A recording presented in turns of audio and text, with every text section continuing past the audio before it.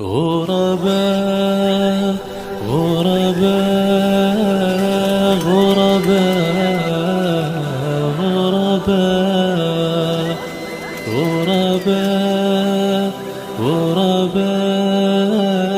غرباء غرباء. قرآن مجید میں انبیاء کے جو قصے بیان کیے گئے ہیں ان کی غرض و غایت کچھ اور ہی ہے۔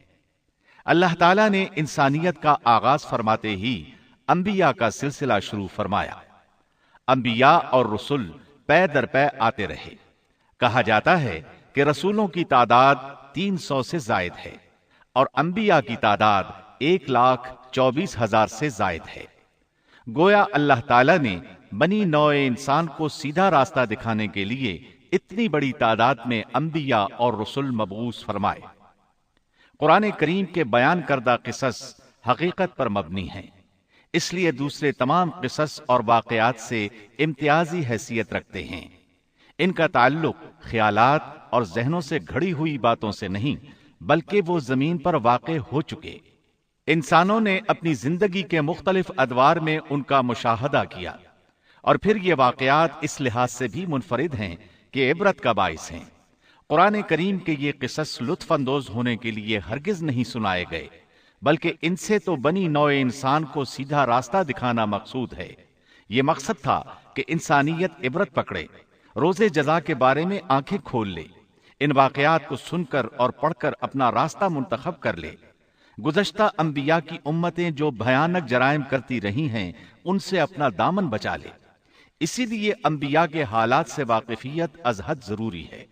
جب تک ہم انبیاء کے واقعات سے روشناس نہیں ہو جاتے اس وقت تک قرآن مجید تک مکمل رسائی حاصل نہیں کر سکتے۔ کتنی بار سیدنا آدم علیہ السلام کا قصہ بیان ہوا، کتنی مرتبہ نوح علیہ السلام کا تذکرہ ہوا، اسی طرح موسیٰ علیہ السلام اور بنی اسرائیل کا ذکر آیا، فرعون کا واقعہ بیان ہوا۔ موسیٰ علیہ السلام اور فرعون کا ذکر تو قریب 70 مقامات پر آیا ہے اور مسلسل قصہ بیان ہوتا رہتا ہے۔ کتنی سورتوں کا نام انبیاء کے ناموں سے منسوب ہے۔ لہٰذا جو شخص ان قصص سے لا علم ہے وہ قرآن کے ایک بڑے حصے سے محروم ہے۔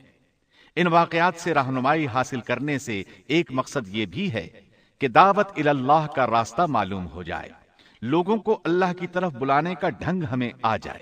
اللہ کرے ہم بھی ان لوگوں میں شامل ہو جائیں جو اللہ کی طرف دعوت دیتے ہیں، ہم بھی نیکی کا حکم کرنے اور برائی سے روکنے والے بن جائیں۔ امر بالمعروف اور نہی عن المنکر کے صحیح راستے پر چلنا اس وقت تک ممکن نہیں جب تک کہ ہمارے سامنے کوئی ایسا نمونہ موجود نہ ہو جس کے مطابق ہم اپنے آپ کو چلا سکیں۔ اور صاف ظاہر ہے سب سے عظیم اور بے مثال نمونہ نبی اکرم صلی اللہ علیہ وسلم کی مبارک شخصیت ہے، جیسا کہ اللہ تعالیٰ فرماتے ہیں لقد كان لكم في رسول الله أسوة حسنة۔ یقیناً تمہارے لیے رسول اللہ کی زندگی بہترین نمونہ ہے۔ رسول اکرم صلی اللہ علیہ وسلم کے بعد سب سے نمایاں مثال اور نمونہ باقی تمام انبیاء کرام ہیں، پھر صحابہ کرام اور صالح لوگ بھی نمونہ ہیں۔ انبیاء کرام کے واقعات قرآن کریم کے ذریعے ہم تک پہنچے ہیں۔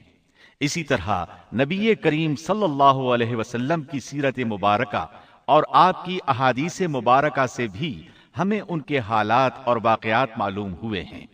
نیز تاریخ کی کتب میں بھی ان کے تذکرے موجود ہیں۔ انبیاء کے موضوع پر لکھی جانے والی کتب میں سے واضح اور نمایاں حیثیت امام ابن کثیر رحمہ اللہ کی کتاب قصص الانبیاء ہے۔ اس کے علاوہ امام طبری کی تاریخ طبری اور ابن کثیر کی البدایہ والنہایہ میں انبیاء کی سرگزشت موجود ہے۔ ہم نے ان قصص کو آپ تک پہنچانے میں انہی کتب کو پیش نظر رکھا ہے، اس لیے کہ قابل اعتماد تصانیف یہی ہیں۔ خاص طور پر ہم نے اسرائیلی روایات کو جگہ نہیں دی، نہ ہی ضعیف روایات کا سہارا لیا ہے، بس صحیح احادیث کو بنیاد بنایا ہے اور ان عظیم مفسرین کرام کی تفاسیر پر اعتماد کیا ہے جو اللہ کی نازل کردہ آیات کے مطابق تفسیر کرتے ہیں۔ خاص طور پر ہم نے تفسیر ابن کثیر اور تاریخ ابن جریر کو ترجیح دی ہے۔ اس حصے میں آپ سنیں گے زمین و آسمان کی تخلیق سے پہلے کیا تھا، اللہ تعالیٰ کا عرش کہاں تھا، اللہ تعالیٰ نے زمین و آسمان اور پہاڑوں اور درختوں کو کتنے دنوں میں پیدا کیا، کون سی چیز کس دن پیدا کی گئی، اور کون سی چیز سب سے پہلے پیدا کی گئی، فرشتے، جن اور انسان کس کس چیز سے پیدا ہوئے، انسانوں اور جنوں کی تخلیق کا مقصد، ابلیس کون تھا۔ تو آئیے سنتے ہیں دارالسلام اسٹوڈیو لاہور پاکستان سے قصص الانبیاء کا پہلا حصہ، تخلیق کائنات اور تخلیق آدم۔ پیشکش محمد طارق شاہ۔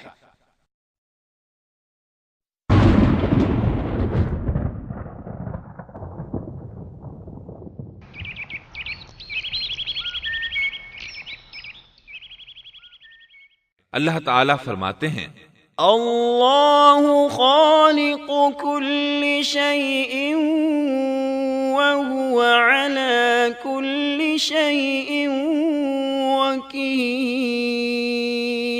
اللہ ہر چیز کا پیدا کرنے والا ہے اور وہی ہر چیز پر قدرت رکھنے والا ہے۔ اللہ الذي خلق السماوات والأرض وما بينهما في 6 أيام ثم استوى على العرش۔ اللہ تعالیٰ وہ ہے جس نے آسمانوں، زمین اور ان کے درمیان کی سب چیزوں کو 6 دن میں پیدا کر دیا، پھر عرش پر جلوہ فرما ہوا۔ مزید اللہ تعالیٰ سورۃ الحدید آیت 4 میں فرماتے ہیں هو الذي خلق السماوات والأرض في 6 أيام ثم استوى على العرش يعلم ما يلج في الأرض وما يخرج منها وما ينزل من السماء وما يعرج فيها وهو معكم أينما كنتم والله بما تعملون بصير۔ وہی ہے جس نے آسمانوں اور زمین کو 6 دن میں پیدا کیا، پھر عرش پر جلوہ فرما ہوا۔ وہ خوب جانتا ہے اس چیز کو جو زمین میں جائے اور جو اس سے نکلے اور جو آسمان سے نیچے آئے اور جو کچھ اس میں چڑھ کر جائے، اور جہاں کہیں تم ہو وہ تمہارے ساتھ ہے، اور اللہ تمہارے اعمال کو دیکھ رہا ہے۔ اسی طرح اللہ تعالیٰ سورہ ہود آیت 7 میں فرماتے ہیں وَهُوَ الَّذِي خَلَقَ السَّمَاوَاتِ وَالْأَرْضَ فِي 6 أَيَّامٍ وَكَانَ عَرْشُهُ عَلَى الْمَاءِ۔ اور اللہ ہی وہ ذات ہے جس نے 6 دن میں آسمانوں اور زمین کو پیدا فرمایا اور اس کا عرش پانی پر تھا۔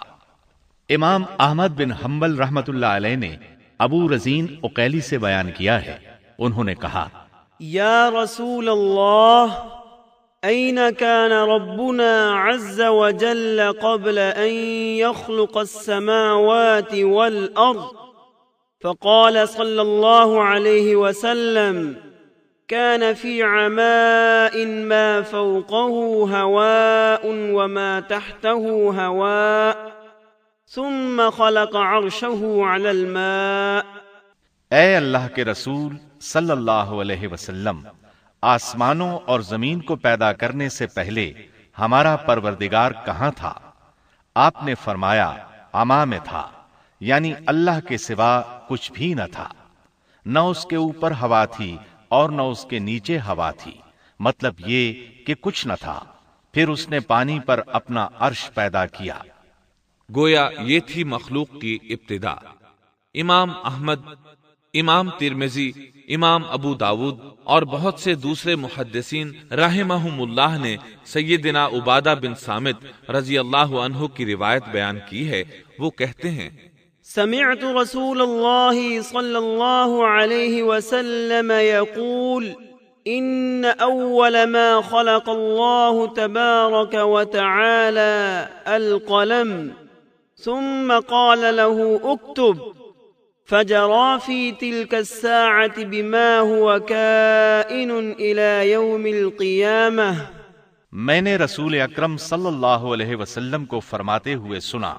آپ فرما رہے تھے بلا شبہ اللہ نے سب سے پہلے قلم کو پیدا کیا، پھر اللہ نے اس کو حکم دیا لکھ، چنانچہ وہ اسی وقت چل پڑا اور قیامت کے دن تک ہونے والی ہر چیز لکھ دی. یہ اللہ تعالی کا علم تھا جس کو قلم نے اس کے حکم کے مطابق لوح محفوظ پر لکھا. امام مسلم رحمت اللہ علیہ نے سیدنا عبداللہ بن عمرو بن عاص رضی اللہ عنہما کی روایت بیان کی ہے. اس میں سب سے پہلی چیز کے بارے میں وضاحت کی ہے اور جمہور فقہا کی رائے بھی یہی ہے. عبداللہ بن عمرو رضی اللہ عنہما بیان کرتے ہیں سمعت رسول الله صلى الله عليه وسلم يقول كتب الله مقادير الخلائق قبل أن يخلق السماوات والأرض ب50,000 سنة قال وعرشه على الماء. میں نے سنا آپ فرما رہے تھے اللہ تعالیٰ نے آسمان و زمین کی پیدائش سے 50,000 سال پہلے تمام مخلوقات کی تقدیریں لکھ دیں اور اس وقت اس کا عرش پانی پر تھا. اس حدیث مبارک سے واضح ہو گیا کہ سب سے پہلے پانی اور پھر پانی پر عرش پیدا کیا گیا، پھر قلم کی پیدائش ہوئی، اس نے تقدیر تحریر کی، پھر آسمان اور زمین کی تخلیق ہوئی. اور جس حدیث میں آیا ہے کہ ابتدا میں قلم کو پیدا کیا گیا، اس کا مطلب یہ ہے کہ اس جہان کی مخلوقات میں سب سے پہلے اس کا نمبر ہے، نہ کہ باقی تمام جہانوں کی مخلوقات میں پہلا نمبر ہے. اور اس کا تذکرہ بخاری شریف کی اس حدیث میں ہے. قال أهل اليمن لرسول الله صلى الله عليه وسلم جئناك لنتفقه في الدين وليسألك عن أول هذا الأمر ما كان. قال كان الله ولم يكن شيء قبله وكان عرشه على الماء وكتب في الذكر كل شيء وخلق السماوات والأرض.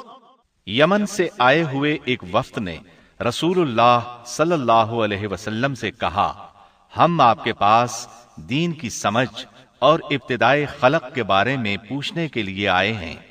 یہ کہ سب سے پہلے کیا چیز تھی؟ آپ نے فرمایا اللہ تھا، اس سے پہلے کوئی چیز نہ تھی، اس کا عرش پانی پر تھا، پھر اس نے لوح محفوظ پر ہر چیز لکھ دی اور آسمان اور زمین کو پیدا کیا. یعنی ابتدا میں پانی پر عرش کی تخلیق ہوئی، پھر قلم کی پیدائش ہوئی، اس نے سب کچھ لکھ دیا. علماء کرام کا بیان ہے قلم کے فوراً بعد لوح محفوظ کو پیدا کیا گیا، چنانچہ قلم نے لوح محفوظ میں ہر چیز لکھ دی. اس کے بعد کائنات کی باقی مخلوقات اور آسمان و زمین کی پیدائش معرض وجود میں آتی گئی. اشیاء کی پیدائش والی ترتیب میں علماء کرام کے کئی اقوال ہیں اور ہم نے آپ کے سامنے جمہور علماء اور فقہا کی پسندیدہ اور راجح ترتیب پیش کی ہے. آسمان اور زمین کی مخلوقات کی ترتیب کیا ہے، اس بارے میں امام مسلم رحمت اللہ علیہ نے سیدنا ابو ہریرہ رضی اللہ عنہ کی روایت پیش کی ہے. وہ کہتے ہیں أخذ رسول الله صلى الله عليه وسلم بيدي فقال خلق الله عز وجل التربة يوم السبت وخلق فيها الجبال يوم الأحد وخلق الشجر يوم الاثنين وخلق المكروه يوم الثلاثاء وخلق النور يوم الأربعاء وبث فيها الدواب يوم الخميس وخلق آدم عليه السلام بعد العصر من يوم الجمعة في آخر الخلق في آخر ساعة من ساعات الجمعة فيما بين العصر إلى الليل. نبی اکرم صلی اللہ علیہ وسلم نے میرا ہاتھ پکڑا اور فرمایا، اللہ تعالیٰ نے ہفتے کے دن مٹی کو پیدا کیا، اتوار کے دن زمین میں پہاڑ، پیر کے دن درخت، منگل کے دن تکالیف، مصائب، جراثیم اور بیماریاں، بدھ کے دن نور کو، جمعرات کے دن زمین میں چوپایوں کو پھیلا دیا، اور تمام مخلوقات میں جمعے کے دن کی آخری گھڑیوں یعنی عصر سے رات کے درمیان میں آدم علیہ السلام کو پیدا کیا۔ مطلب یہ کہ ابتدائے آفرینش میں جن مخلوقات کی تخلیق ہوئی ان میں سے آخری مخلوق انسان تھا۔ اس حدیث میں مختلف حالات کو نہایت وضاحت سے بیان کیا گیا ہے۔ اس سے بخوبی پتہ چل گیا کہ ابتدائی مخلوقات کی ترتیب کیا تھی۔ ان میں سے آخری نمبر آدم علیہ السلام کا تھا، جبکہ آدم علیہ السلام نسل انسانی میں سب سے پہلے اور تمام انسانوں کے باپ ہیں۔ انسانوں سے پہلے فرشتے اور جن پیدا ہو چکے تھے۔ صاحب عقل مخلوقات میں سب سے پہلا نمبر فرشتوں کا، دوسرا نمبر جنوں کا اور آخری نمبر انسانوں کا ہے۔ فرشتوں کا اصل ٹھکانہ آسمان ہے۔ اللہ تعالیٰ سورۃ الشورى آیت 5 میں فرماتے ہیں، تكاد السماوات يتفطرن من فوقهن والملائكة يسبحون بحمد ربهم ويستغفرون لمن في الأرض ألا إن الله هو الغفور الرحیم۔ قریب ہے کہ آسمان اپنے اوپر سے پھٹ پڑے اور تمام فرشتے اپنے رب کی تسبیح اور تحمید بیان کر رہے ہیں اور زمین والوں کے لیے استغفار کر رہے ہیں۔ خبردار، اللہ تعالی معاف کرنے والا، رحمت کرنے والا ہے۔ مسلم شریف میں ہے، سیدہ عائشہ صدیقہ رضی اللہ عنہا سے روایت ہے کہ نبی اکرم صلی اللہ علیہ وسلم نے فرمایا، خلقت الملائکة من نور وخلق الجان من نار وخلق آدم مما وصف لكم۔ فرشتوں کو نور سے اور جنوں کو آگ سے پیدا کیا گیا، اور آدم کو اس چیز سے پیدا کیا گیا جو تمہارے لیے بیان کر دی گئی، یعنی مٹی سے۔ فرشتوں کی تخلیق کے بعد جنوں کو پیدا کیا گیا۔ جنوں کو بھی انسانوں سے پہلے پیدا کیا گیا تھا، جیسا کہ اللہ تعالیٰ سورۃ الحجر آیت 27 میں فرماتے ہیں، وَالْجَانَّ خَلَقْنَاهُ مِن قَبْلُ مِن نَّارِ السَّمُومِ۔ اور اس سے پہلے جنات کو ہم نے لو والی آگ سے پیدا کیا۔ جنات کے بارے میں بہت زیادہ آیات و احادیث موجود ہیں۔ اللہ تعالیٰ فرماتے ہیں، خلق الجان من مارج من نار۔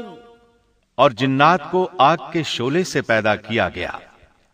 مارج آگ کے بھڑکتے شعلے کے کنارے کو کہتے ہیں۔ گویا جنوں کو آگ کی جڑ سے نہیں بلکہ آگ کے شعلوں کے کنارے سے پیدا کیا گیا ہے۔ قرآن مجید میں اللہ تعالیٰ نے ابلیس شیطان کا قول نقل کیا ہے، خلقتنی من نار۔ تو نے مجھے آگ سے پیدا کیا۔ اسی طرح پہلے بھی بیان ہو چکا ہے کہ اللہ نے فرمایا، وَالْجَانَّ خَلَقْنَاهُ مِن قَبْلُ مِن نَّارِ السَّمُومِ۔ اور اس سے پہلے جنات کو ہم نے لو والی آگ سے پیدا کیا۔ یہ ہے جنات کی اصل اور بنیاد۔ ابلیس ملعون بھی جنات میں سے ہے، اور اس مسئلے میں کسی کو تردد اور شبہ نہیں ہونا چاہیے، اس لیے کہ قرآن مجید میں ہے، إِلَّا إِبْلِيسَ كان من الجن اور ابلیس جنوں میں سے تھا۔ مطلب یہ کہ وہ فرشتوں میں سے نہیں تھا۔ حسن بصری رحمت اللہ علیہ فرماتے ہیں وہ پلک جھپکنے کے برابر بھی فرشتوں کی جنس میں داخل نہیں ہوا اور نہ ہی وہ کبھی فرشتوں میں شمار ہوا ہے، وہ جنات میں سے ہے کیونکہ اس نے خود اقرار کیا تھا۔ خلقتنی من نار، اے اللہ تو نے مجھے آگ سے پیدا کیا ہے۔ اگر یہ فرشتہ ہوتا تو اس وقت کہتا اے اللہ تو نے مجھے نور سے پیدا کیا ہے، اس لیے ابلیس کا جن ہونا روز روشن کی طرح عیاں ہے۔ سیدنا عبداللہ بن عمرو رضی اللہ عنہما اور سیدنا عبداللہ بن عباس رضی اللہ عنہما فرماتے ہیں آدم علیہ السلام سے 2000 سال پہلے جنات پیدا کیے گئے، وہ ہماری اس زمین پر رہائش پذیر تھے۔ آہستہ آہستہ وہ فسق و فجور میں مبتلا ہو گئے۔ جب وہ فتنہ فساد میں حد سے بڑھ گئے، ناحق خون بہانے لگے، تو اللہ تعالیٰ نے ان کی طرف فرشتوں کا عظیم لشکر بھیجا۔ ان سے جنات کی زبردست مارکا آرائی ہوئی۔ اس مارکا آرائی میں فرشتوں نے جنات کو تہس نہس کر دیا اور وہ سمندروں کی جزیروں میں پناہ لینے پر مجبور ہو گئے۔ زمین کے ہر بر اعظم سے انہیں جلا وطن کر دیا گیا، چنانچہ آج تک ان کا مسکن یہی جزیرے اور عظیم مراکز ہیں۔ یہ واقعہ آدم علیہ السلام کی تخلیق سے پہلے ہو چکا ہے۔ احادیث مبارکہ میں ہے کہ ابلیس ملعون کا ایک تخت ہے اور وہ تمام جنات کا سردار اور حکمران ہے۔ اس کا شاہی تخت پانی پر ہے، اگرچہ اس کی متعین جگہ ہمیں معلوم نہیں۔ یہاں تک ذکر تھا سیدنا آدم علیہ السلام کی پیدائش سے پہلے کا۔ اب ہم ذکر شروع کرتے ہیں آدم علیہ السلام کا۔ اللہ تعالیٰ فرماتے ہیں وما خلقت الجن والإنس إلا ليعبدون، اور میں نے جنوں اور انسانوں کو اپنی عبادت کے لیے پیدا کیا ہے۔ اللہ تعالیٰ نے ہمارے باپ کو کیوں پیدا فرمایا، ہمیں کیوں پیدا فرمایا؟ تاکہ ہم اس کی عبادت کریں، اگرچہ وہ عبادت کا محتاج نہیں، وہ تو بے نیاز ہے، البتہ ہم اس کے محتاج ہیں۔ اس کے اسماء بہترین اور حسین ہیں، وہ عالی شان صفات کا مالک ہے۔ اس نے اپنے ناموں کے آثار ظاہر کرنے کے لیے مخلوق کو پیدا فرمایا۔ رحمت کے آثار، قدرت کے آثار، جبر اور طاقت کے آثار اور حکمت کے آثار ظاہر کرنے کے لیے مخلوقات کو پیدا فرمایا، ورنہ وہ کسی چیز کا محتاج نہیں۔ آدم علیہ السلام کی تخلیق سے پہلے ہی اس بارے میں اللہ تعالیٰ کا فرشتوں سے مکالمہ ہوا۔ اللہ تعالیٰ نے فرمایا وَإِذْ قَالَ رَبُّكَ لِلْمَلَائِكَةِ إِنِّي جَاعِلٌ فِي الْأَرْضِ خَلِيفَةً، اور جب تیرے رب نے فرشتوں سے کہا میں زمین میں ایک خلیفہ بنانے والا ہوں۔ خلیفہ سے مراد ہے نائب، اور یہ کہ اس کی نسل میں سے ہر ایک دوسرے کا خلیفہ ہوگا۔ جبکہ سیدنا ابو بکر صدیق رضی اللہ عنہ نبی اکرم صلی اللہ علیہ وسلم کے خلیفہ ہوئے، سو اللہ نے ایک خلیفہ بنانے کا ارادہ فرمایا جو زمین میں حکومت کرے اور اس کو آباد کرے۔ چنانچہ اللہ تعالیٰ نے فرمایا هو أنشأكم من الأرض واستعمركم فيها، اللہ تعالیٰ نے تمہیں زمین سے پیدا کیا اور اسی نے اس زمین میں تمہیں بسایا ہے۔ اللہ تعالیٰ کا ارادہ ہوا کہ زمین کو آباد کروائے، جبکہ جن اس قابل نہیں تھے، کیونکہ ان میں اس قدر عقل و دانش نہیں تھی کہ زمین کو پر رونق اور سرسبز و شاداب رکھ سکیں۔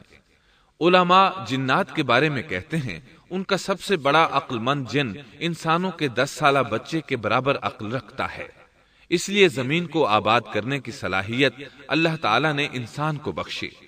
اللہ نے انسان کو بہترین ڈھانچے اور حسین ترین شکل و صورت سے نوازا، پھر اپنی روح اس میں پھونکی۔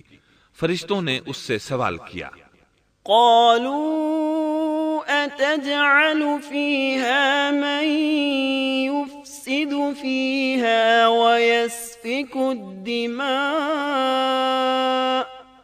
وَنَحْنُ نُسَبِّحُ بِحَمْدِكَ وَنُقَدِّسُ لَكَ قَالَ إِنِّي أَعْلَمُ مَا لَا تَعْلَمُونَ۔ ایسی مخلوق کو کیوں پیدا کرتا ہے جو زمین میں فساد کرے اور خون بہائے؟ اور ہم تیری تسبیح، حمد اور پاکیزگی بیان کرتے ہیں۔ اس کے جواب میں اللہ نے فرمایا، جو میں جانتا ہوں تم نہیں جانتے۔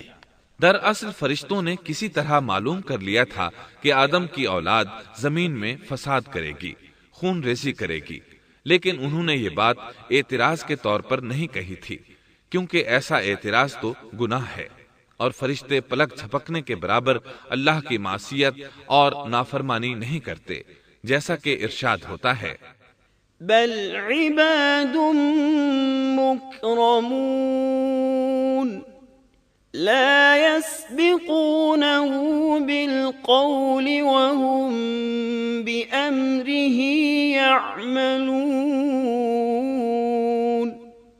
بلکہ وہ تو نہایت معزز عبادت گزار ہیں، کسی بات میں اللہ پر پیش دستی اور سبقت نہیں کرتے، اور اس کے حکم پر عمل کرتے ہیں۔ اسی طرح ارشاد ہوتا ہے، لا يعصون الله ما أمرهم ويفعلون ما يؤمرون۔ اللہ کے حکم کی نافرمانی نہیں کرتے، بلکہ جو حکم دیا جائے بجا لاتے ہیں۔ اس لیے فرشتوں کا یہ پوچھنا وضاحت طلبی کے لیے تھا۔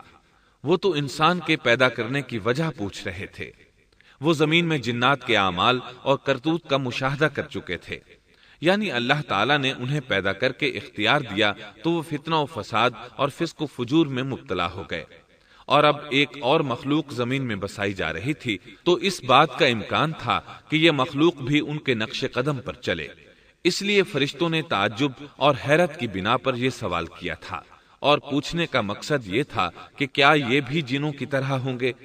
اس طرح انہیں یہ خدشہ لاحق ہوا کہ شاید ان سے اللہ کی عبادت میں کوتاہی یا کمی واقع ہوئی ہے، جس کی وجہ سے اللہ کو نئی مخلوق پیدا کرنا پڑی۔ اس لیے ان کی بات میں یہ بھی تھا کہ ہم تیری حمد اور ثنا بیان کرتے ہیں۔ بہرحال ان کے سوال کے دو مقصد تھے، کیا یہ جنوں کی طرح فساد کرنے والی قوم ہے؟ کیا ہم سے تیری عبادت میں کوتاہی ہوئی ہے؟ اس پر اللہ تعالیٰ نے فرمایا، جو میں جانتا ہوں وہ تم نہیں جانتے۔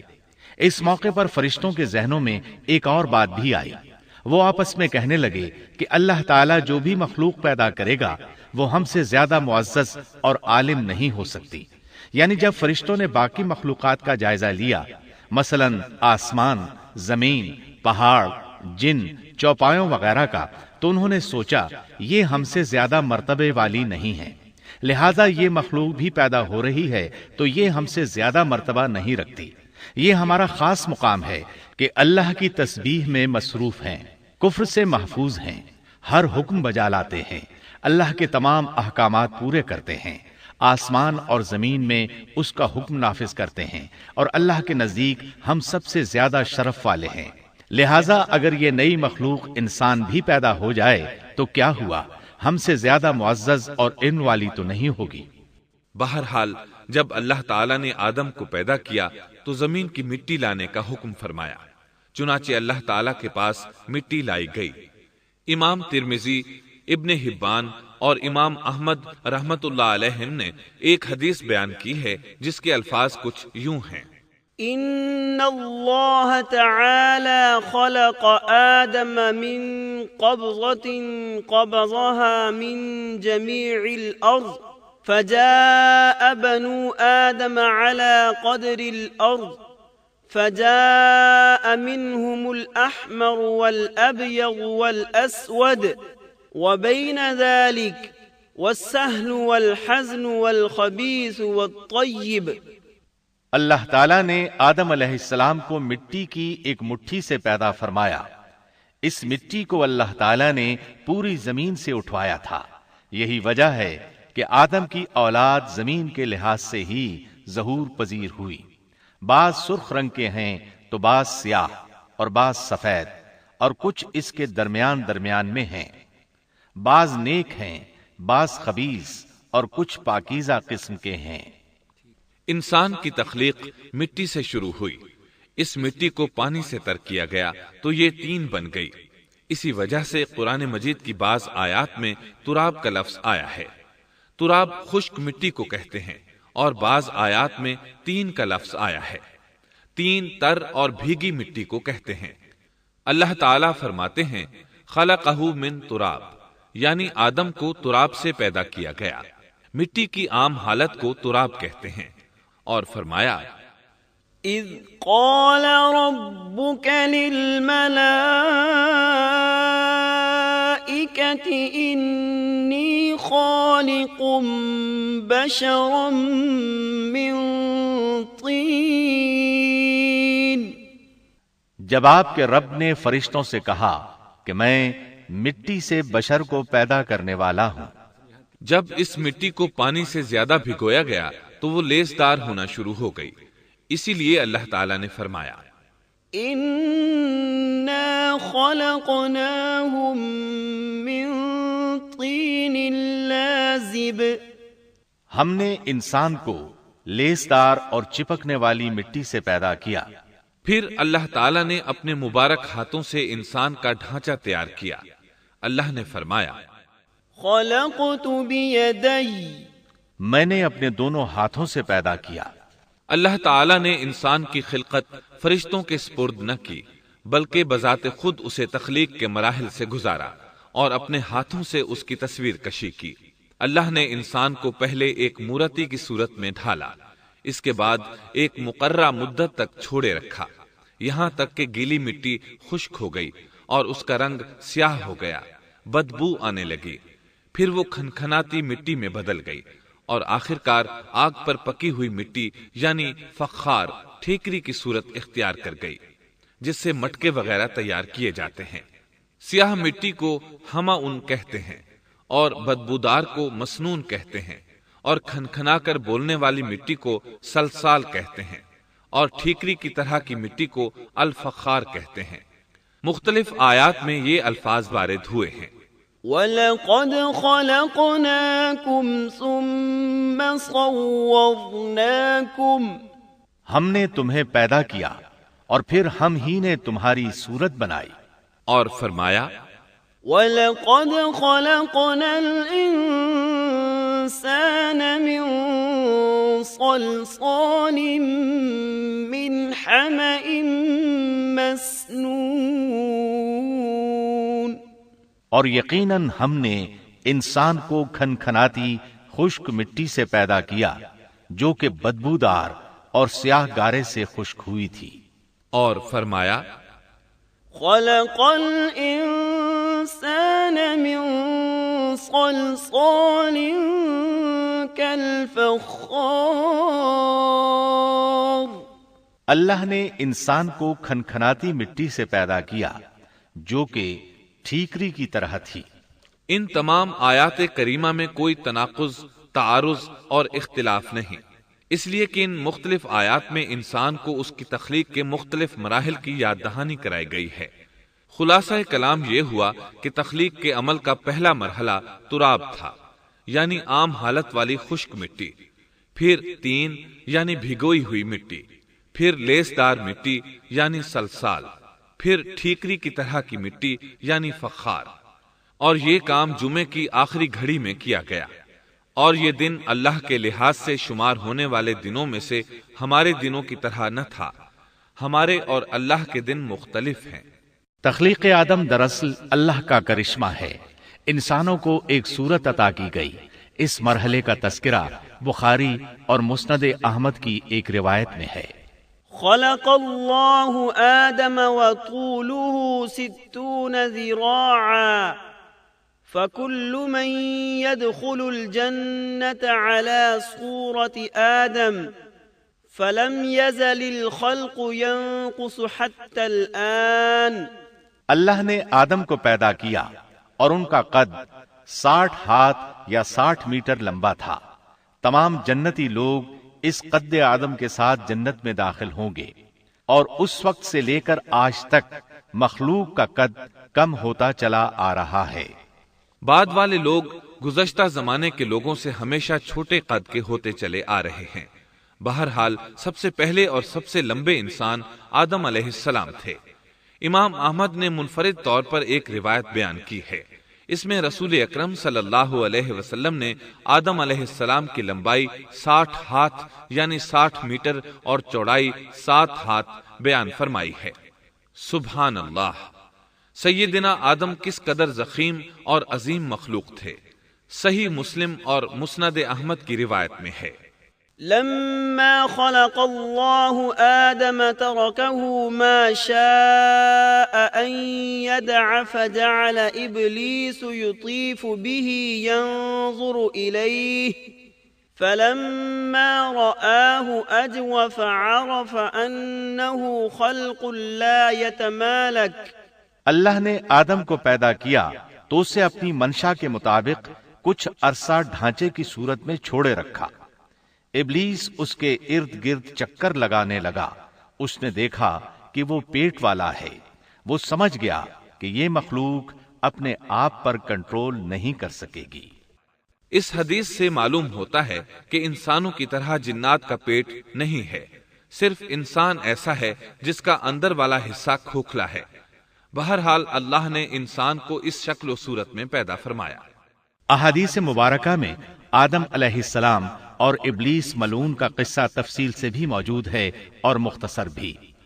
مثلا تفسیر تبری میں سیدنا عبداللہ بن عباس رضی اللہ عنہما سے روایت ہے، اللہ تعالیٰ نے آدم علیہ السلام کی مٹی کا حکم دیا، مٹی لائی گئی۔ اللہ تعالیٰ نے آدم علیہ السلام کو لیسدار اور بدبودار سیاہ مٹی سے پیدا فرمایا، اور یہ کام اللہ نے اپنے مبارک ہاتھوں سے کیا۔ آدم 40 راتیں مجسمے کی صورت میں پڑے رہے، جسم موجود تھا لیکن روح نہیں تھی۔ ابلیس آتا، اس ڈھانچے کو ٹھوکر لگاتا تو جسم سے ایسی آواز نکلتی جیسے خالی مٹکے پر ہاتھ مارنے سے نکلتی ہے۔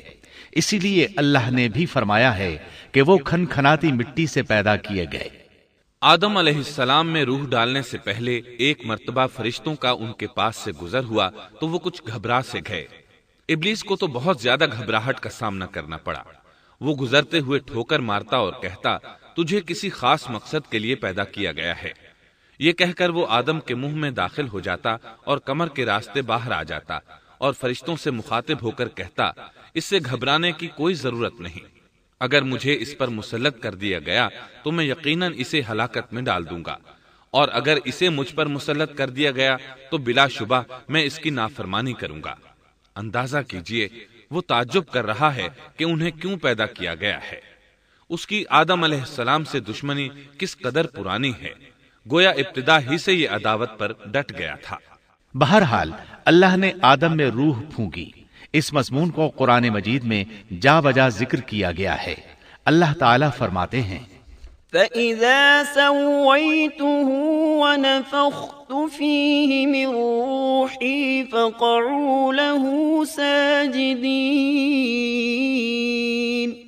جب میں اس کو ٹھیک ٹھاک کر لوں اور اس میں اپنی روح پھونک دوں تو تم سب اس کے سامنے سجدے میں گر پڑنا۔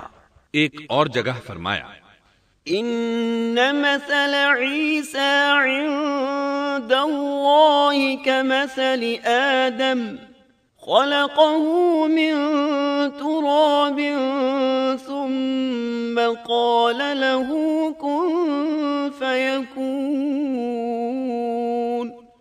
اللہ تعالیٰ کے نزدیک عیسیٰ علیہ السلام کی مثال ہو بہو آدم علیہ السلام کی مثال ہے۔ اللہ نے انہیں مٹی سے بنا کر کہا ہو جا، وہ ہو گئے۔ اللہ نے آدم علیہ السلام کو مٹی سے پیدا کیا، اپنے ہاتھوں سے بنایا، پھر اس میں روح پھونکی۔ اس کا مفصل بیان احادیث میں موجود ہے۔ جب ان میں روح پھونکی گئی اور ابتدا میں روح جیسے ہی سر کے اندر داخل ہوئی، آدم علیہ السلام کو چھینک آ گئی۔ فرشتوں نے آدم علیہ السلام سے کہا الحمدللہ کہیے۔ انہوں نے کہہ دیا۔ اللہ کی اس تعریف کے جواب میں اللہ تعالیٰ نے فرمایا رحمک ربک، یعنی تجھ پر تیرا رب رحم فرمائے۔ سبحان اللہ، اللہ ذوالجلال والاکرام نے آدم علیہ السلام میں روح مکمل ہونے سے پہلے ہی انہیں اپنی رحمت سے سرفراز فرما دیا۔ بہرحال جب روح ان کی آنکھوں میں داخل ہوئی اور انہوں نے جنت کے پھلوں کو دیکھا تو ان میں غور و فکر کرنے لگے۔ جب روح پیٹ میں داخل ہوئی تو کھانے کی طلب محسوس ہوئی۔ ابھی روح ٹانگوں تک پہنچی نہیں اور کھانے کی خواہش پہلے ہی محسوس ہونے لگی۔ اس جلد بازی اور عجلت کی وجہ سے اللہ تعالیٰ نے فرمایا، خلق الانسان من عجل، انسان جلد باز مخلوق ہے۔ سامعین محترم، ابھی آپ دارالسلام اسٹوڈیو لاہور پاکستان سے قصص الانبیاء کا پہلا حصہ تخلیق کائنات اور تخلیق آدم سن رہے تھے۔ قصص الانبیاء کے دوسرے حصے شیطان کی دشمنی میں آپ یہ سنیں گے: اولاد آدم کا تذکرہ، ابلیس کا تکبر اور اس کا انجام بد، اللہ تعالیٰ اور ابلیس کے درمیان مکالمہ، ابلیس کی انسان دشمنی اور کھلے عام بغاوت کا اعلان، تمام فرشتوں کا آدم علیہ السلام کو سجدہ کرنا اور ابلیس کا انکار، ابلیس کے سوال پر اللہ تعالیٰ کا اس کو قیامت تک مہلت دینا، آدم علیہ السلام کا تمام اشیاء کے نام سے متعارف ہونا اور فرشتوں کا اعتراف عاجزی، حوا علیہ السلام کی تخلیق، ابلیس کی عیارانہ سازش اور آدم علیہ السلام اور حوا علیہ السلام کا جنت سے خروج، آدم و حوا علیہ السلام کا اعتراف معصیت اور توبہ کی طرف رجوع،